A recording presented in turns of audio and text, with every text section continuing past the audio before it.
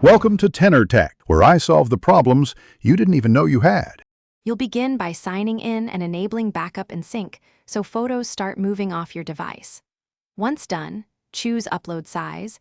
Original preserves full resolution, while Storage Saver reduces file size to save space. Make sure to select which device folders to include so screenshots or WhatsApp images aren't uploaded accidentally.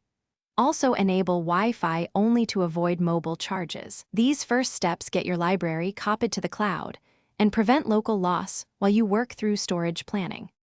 Next, you'll manage how photos consume your account quota. Open Google One or Photos storage settings to view exact usage so you know whether to delete, compress, or buy more space. Organize aggressively.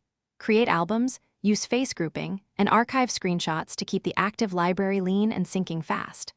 Once items show as backed up, use free up space to remove local files.